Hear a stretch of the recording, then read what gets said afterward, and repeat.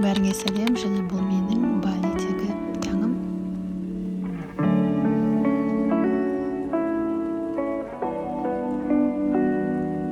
Күнде таңертең ашатын блокнот дәптерімді көрсеткім келіп отыр. Ең бірінші күнімді жоспарлайтын блокнот. Мына блокнот уже бітіп жатыр. Максимум 2 айға ғана жетеді екен. Бірақ маған өте қатты ұнайды. Күнімнің жоспарын қараумен бастаймын. Және де осы кітап. Мына кітапты әлі бітірген жоқпын. Мына жерге келдік, мүлде кітапты тастап кеттім десем болады. Бірақ қазір өзімен осы кітапты алып алдым. Осы кітапты оқуға, және де бір электрондық кітап, ноутбукта оқитын. Кейде соны, кейде осыны оқимын. Және де мына дәптерімді көрсеткім келіп отыр. Және де кітаптан бөлек мен өзім қазір білім алып жатырмын. Сол алып жатырған білімімді осы дәптерге жазып отырамын. Және де мен күнде таңертең немесе кешке ашпайтын 2 кітапшаны көрсеткім келіп отыр. Өкінішке орай әлі ашқан жоқпын, бірақ та бұрын көп оқитынмын. Ол күнде бір хадистан оқып отыру, және де ғибрат алып отыру, және де Абайдың бір қара сөзін оқып отыру өте негізінде кеңес беремін. Әсіресе Абайдың қара сөздерін, әсіресе хадистерді, әсіресе Аллахтың 99 есімін де күнделікті оқуға кеңес беремін. Өзімен оқимын деп алып алған Балиге, бірақ әлі оқып жүрген жоқпын. Қате. Бірақ кейде бір сұраққа жауап іздегенде, бір видео түсіретін кезде источник ретінде пайдаланамын. Блокнот толтыруға, жоспарлауға байланысты ең жұмыс жасайтын жоспарлау түрі ол дәптерге жоспарларыңды жазу. Кәдімгідей. Неге именно камераның алдында шығу керек ұнамаса? Сол себепті достар, сіздерге қағазға жоспарлауға кеңес беремін. Қағазға дегенде бәлкім тек маған солай ыңғайлы шығар. Әр адамға әр түрлі формат ыңғайлы. Сол себепті әр адам басқа біреуді тыңдай бермей, өзіне ыңғайлы форматта күнделік толтыру керек деп ойлаймын. Өзіне ыңғайлы форматта мақсат қойып, өзіне ыңғайлы форматта жоспарлау керек. Бастысы, окей, қағазға жазасың ғой, қайда жазсаң да әйтеуір, бастысы ол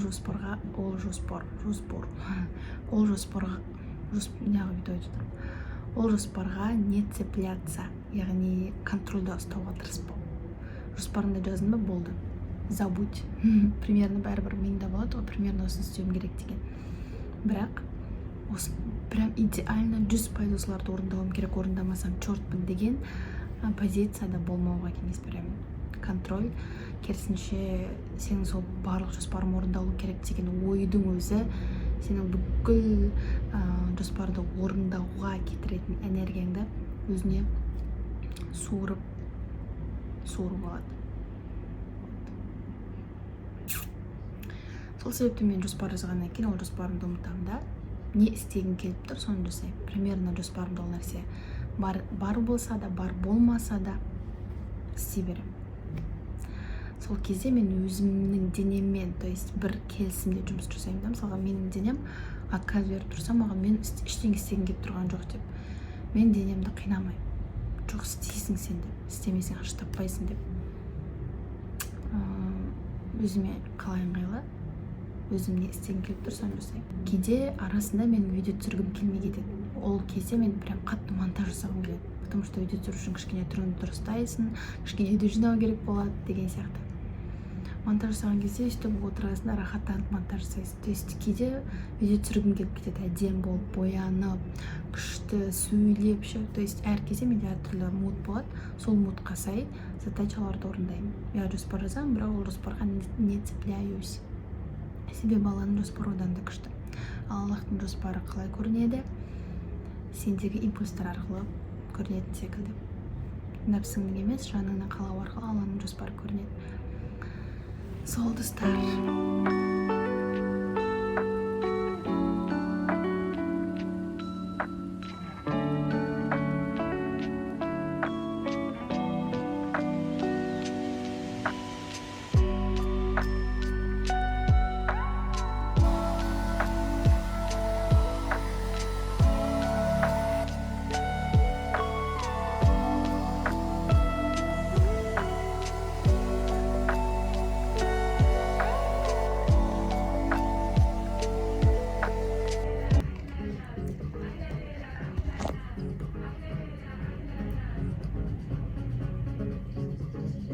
Сонымен достар, мен осылай боянбай жүруді ұнатып қалдым. Бүгінде қатты боянған жоқпын, тек консилер жақтым, SPF жақтым және ернімді боядым. Мне так нравится осылай макияжсыз осындай түрім өте қатты ұнап тұр. Сол себепті қазір енді әлі таңғы ас ішкен жоқ едім. Қарным ашты, түскі 12 болды. Сол себепті қазір таңғы ас ішуге сыртқа шығып жатырмын, өйткені үйде тамақ болмай тұр. Бүгін жұма, бәрі жұмаға бара жатыр.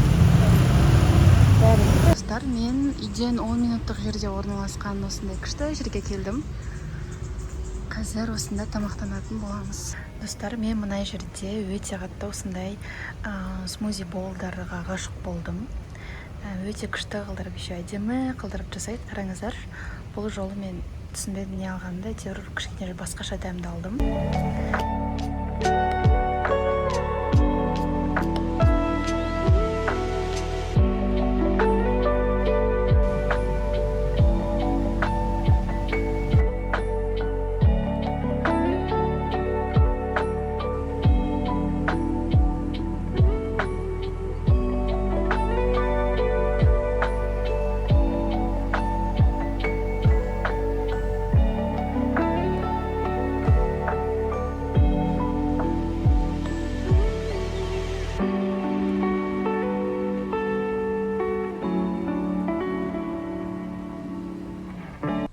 Қалай өзімді басқалармен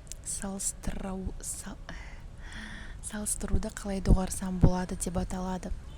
Басқалар ата-анасына үй алып жатыр, көлік алып жатыр, шетелге шығып жатыр, оқуын дипломмен бітіріп жатыр, ал қызыл дипломмен бітіріп жатыр, ал мен грантқа түсіп жатыр, ал мен әлі жетістікке жеткен жоқпын, жасым 20-дан асты, немесе 30-ға таяп қалдым, 40-ға келдім. Бірақ сонда да басқалармен өзімді салыстырамын десеңіз, осы видеоны тыңдаңыз. Сізге пайдалы болатынына сенімдімін. Неге біз өзімізді басқалармен салыстырамыз? Өйткені біздің өмірімізде басқалар да бар екенін әрдайым есімізге салып отырамыз. Қазір мысалмен түсіндірейін. Дәл қазір фокусыңды осы сәтке қойып көрші. Барынша фокусыңды осы сәтке қой. Денеңнің әрбір мүшесін сезін.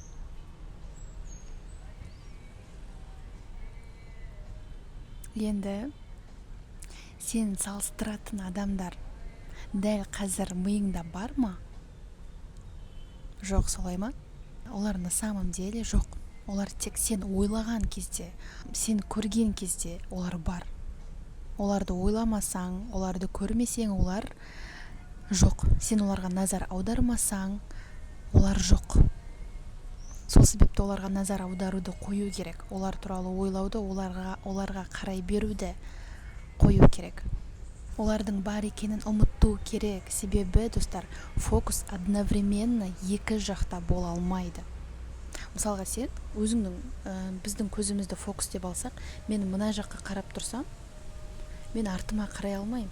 Мен или артыма қарасам, мен мына жерге қарай алмаймын. Дәл солай былай, мен либо оңға қараймын, либо солға қараймын. То есть мен одновременно и оңға, и солға қарай алмаймын. Мен солға бұрылып қалсам, онда мен оң жақты көре алмаймын деген сияқты ғой. Понимаете? Әрдайым басқаларға қарай берген кезде сен өзіңді ұмытасың. Сен өзіңе қарай алмайсың. Ал өзіңе қарамағандықтан сен өспейсің. Себебі фокус қайда? Рост сонда деп не үшін айтады, достар?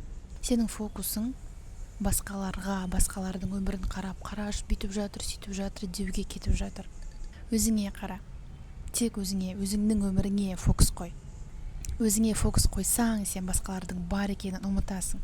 Басқалардың бар екенін ұмытқандықтан сен өсесің. Басқалар болса сенің өміріңде әрдайым сен салыстыруға әрдайым себеп табасың. Әрдайым. Даже если сен олардан да жақсы ақша тапсаң да, одан келбетің күшті болса да, даже если сен олардан көп тапсаң да, там сырт келбетіңді салыстырасың. Сырт келбетің күшті болып тұрса да, олар менен бақыттырақ деп салыстыруың мүмкін. Кете береді, салыстыруға себеп бітпейді. сен міндетті түрде өзіңнен бір минус тауып аласың, басқалардан әйтеуір өзіңнің бір кемшілігін тауып аласың. Және әрине табасың, әрине сенде кемшілік бар. Достар, іздесең, қалай айтсам екен, кемшілік міндетті түрде болады. Кемшіліктің болуы заңды. Сендерге осы видеодан кейін тапсырма бергім келіп отыр. TikTok, Instagram қарауды азайтыңызды арш дегім келеді. Өйткені барлығы біз сол жерде көп отырғандықтан өзіміз салыстырамыз. Егер де біз ол жерде отырмасақ, егер білмесек ондай басқалардың әртүрлі жетістікке жетіп жатқанын, онда біз өзімізді салыстырмайтын ба едік. Қалай азайтамыз десеңіздер, уақытша өшіріп қоюға немесе загрузить етіп қоюға кеңес беремін, именно жататын кезде. Және таңертең тоже қарамай, түскі уақытта ғана жүктеуге кеңес беремін. Мен өзім сол практиканы жиі жасау арқылы Инстаграмға автоматты түрде ойланбай кіруді азайттым, және де бұрынғыдай көп кіруді азайттым. Және де керек емес адамдармен араласуды да азайттым. Ортада маңызды. Фокусты өзіңе қой. Фокусты өзіңе қою деген не? Осыған тоқталайық. Ол, болашағыңды ойлау, болашаққа жоспар қою, бірақ ең бірінші болашаққа емес, дәл қазіргі моментте болу. Фокусты өзіңе қою деген дәл қазіргі өзіңнің сезімдеріңе қою, дәл қазіргі өзіңнің ощущениеңе фокусты қою. Себебі сол кезде біз басқаларды ұмытамыз, себебі сол кезде біз әрдайым қазіргі ощущениемізді, сезімдерімізді тыңдау арқылы біз өсеміз. Өзіңе мен қазір не қалаймын, мен қалай өмір сүргім келеді, егер де басқалар бұл өмірде болмағанда, бұл өмірде мен ғана өмір сүретін болсам, мен қандай өмір сүруді таңдайтын едім? Осындай сұрақты өзіңе қойып көрші. Мен не сезіп тұрмын? Біз өзімізге өте аз сұрақ қоямыз. Өзімізді керісінше, сен әлі жетістікке жеткен жоқсың, не істеп жүрсің, ты вообще чортсың сен деген секілді өзімізге сондай сөздерді айтамыз. Әрине, сен өзіңе сондай сөздерді айтсаң, өзіңнің денеңе дейікші, денең саған көмектеспейді. Сен саған жаңағы жүрегің, миың мақсатыңа жетуге көмектеспейді, керісінше сені тыңдамайтын болады. Понимаете?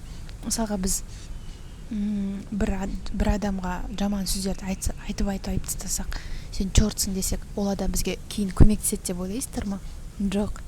Ол адамға назарыңды аударған кезде, әрдайым онымен уақыт өткізген кезде, ол саған әрдайым көмектесуге дайын болады. Біз денемізбен, өзімізбен сондай отношения жасап жатырмыз, достар. Біз өзімізге өзіміз көмектесіп жатқан жоқпыз. Сол себепті, в общем, солай. Окей, мен қазір физикалық тұрғыда оларға назар аударма дедім ғой, яғни Инстаграмда қарама, адамдармен араласпа деп. Вообще араласпа демеймін, тек азайт. Және де бірақ олардың үй, көлік алып жатқанын көргеннен кейін санаңда олар туралы ой жасап алма. Яғни тек физикалық тұрғыда емес, менталдық тұрғыда да санаңмен де оларға назар аударма. Сондай ойлар пайда бола берсе де, ондай ойлар по-любому пайда бола береді. Мен саған бірінші кеңес азайт ондай ойларды, басқаларға назарыңды азайт дедім.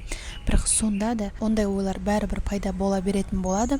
Себеп сен бәрібір Инстаграмда аз болса да отыратын боласың, оларды көретін боласың. Сол кезде санаңа келетін ойларды басқар. Ойыңды басқаруды үйрен. Мысалға, бізге бір ой келеді ғой, мен білейін, ол үй алыпты, мен ештеңе істеп жүрген жоқпын деген ой келді, Ол ой сен емессің.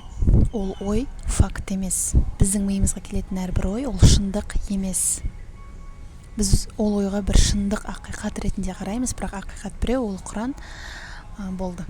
Басқа сенің миыңа келетін басқа кез келген ой, мен бүгін әдемі болып тұрған жоқпын, немесе менің қолымнан келмейді.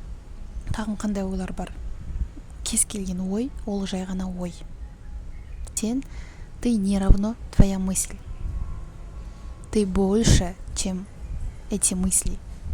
Яғни сен өзіңнің ойыңа тең емессің. Перестань отождествлять себя этими мыслями. Яғни өзіңді сол ойларға теңеуді доғар. Ойдың құлы болуды доғар. Сен ойға жоғарыдан қарап, мен неге бұлай ойлап тұрмын деп өзіңнен сұрауың керек. Маған неге бұндай ой келді? Мен бұл ойды қалай алмастыра аламын деп өзіңнен сұрауды үйренуің керек.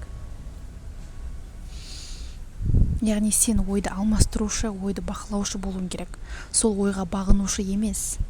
Понимаете? Мысалға сондай ой келсе, мен өзімді салыстырамын деген. Неге? Өзіңнен сұра. Не үшін мен салыстырамын? Давай бұл ойды басқа ойға өзгертейік. Мысалға, вау, қандай күшті. Я тоже так смогу, они же смогли деген секілді шынайы қуану эмоциясын ауыстыруды үйрен. Шекті ақылмен біздің ойымыз факт бола алмайды. Ой ғана бола алады. Бірақ қайталана беретін ой ол шындыққа айналады. Жай ғана саған бір рет, екі рет келсе окей, ол ой ше, бірақ ол ойды сен каждый раз тағым қайталай берсең, қайта ойлана берсең сол туралы, ол ой міндетті түрде шындыққа айналады. Яғни сен өзіңді мен қолымнан келмейді деп айтып бастадың ғой. Соны бірнеше рет тағым айтшы, сен чорт боласың. Кешірім өтінем. Өтіп кетсін. Сол себепті өзің туралы ойыңды өзгерт. Сен чорт емессің.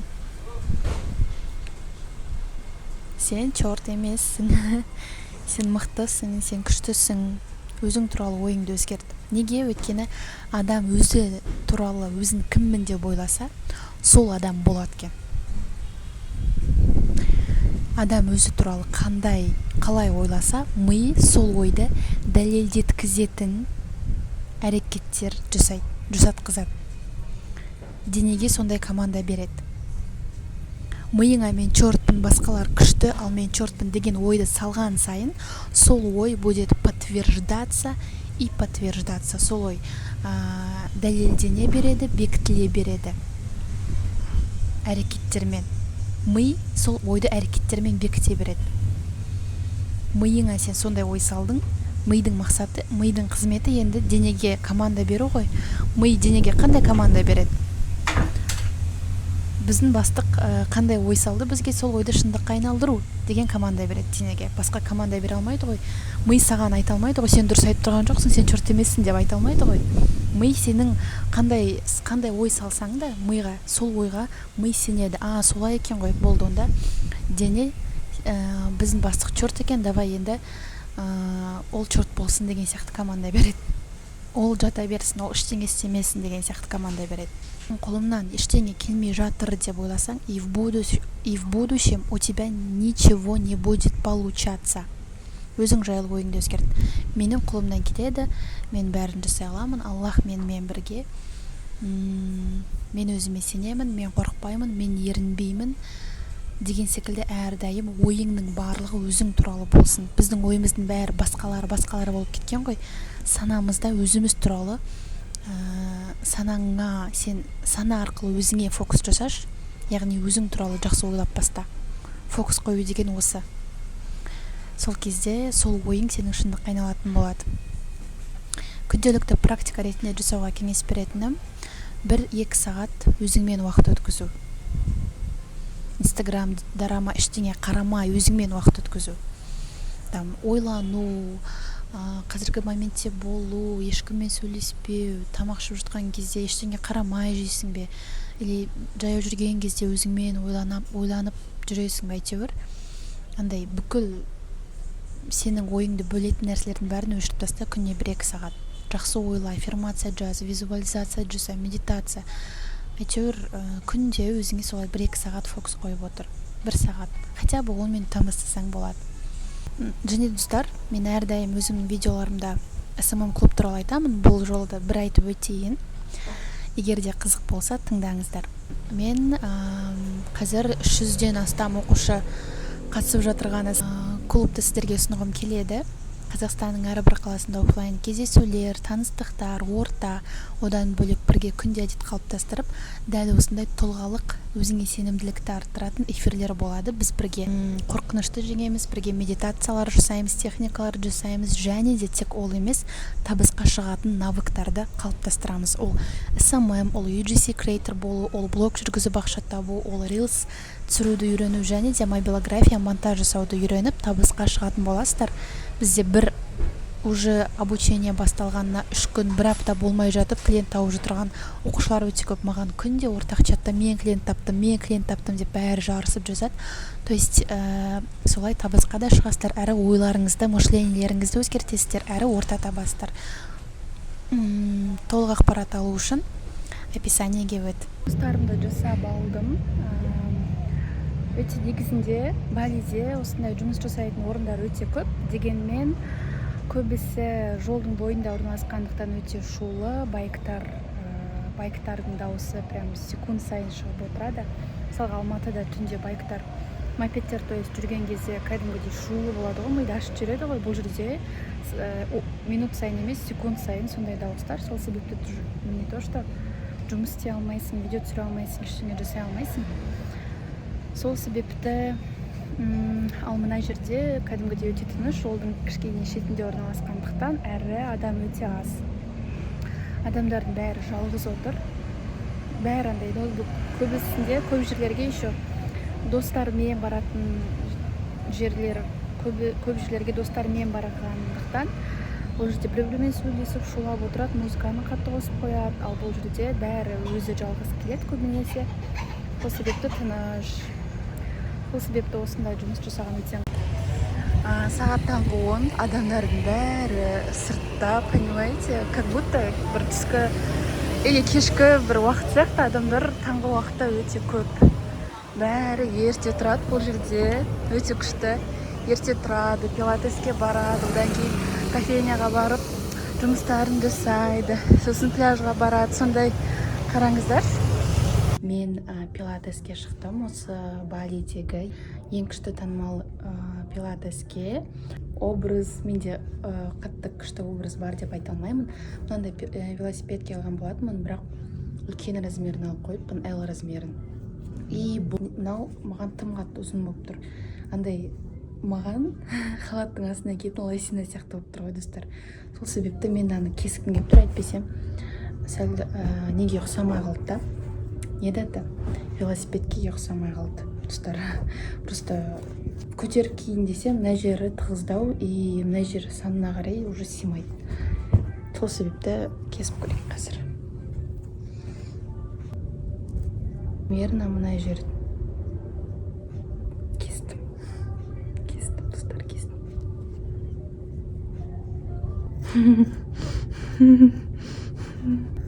Қисық кесіп жатырмын ба, түсі кесіп жатырмын ба, білмей тұрмын. Кестім.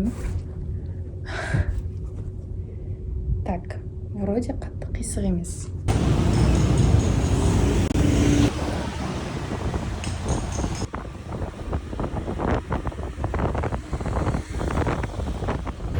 И знаете, бұл пилатес сіздерге по секрету айтайын. Маған бартерге жазған болатын, реклама жасауға. Мен бұл кісілерге Инстаграмға рилс түсіріп беремін. И бұл кісілерге мен Инстаграмға рилс түсіріп беремін. Күштілеп тұрып. Жаман иіс шықты ғой мына жерде. И олар мені тегін шақырды. Мен как раз именно пилатеске барғым келіп жүрген. Йога емес, стретчинг емес, именно пилатеске. Өйткені мүлде бармағанмын. И именно Балиде алғаш рет келу бұйырған екен. Сол.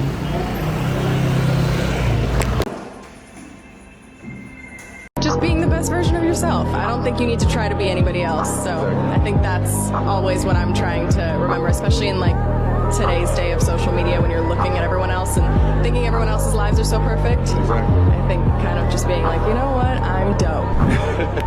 Exactly. Достар, мен пилатестен шықтым. Ауыр болды, оңай болған жоқ.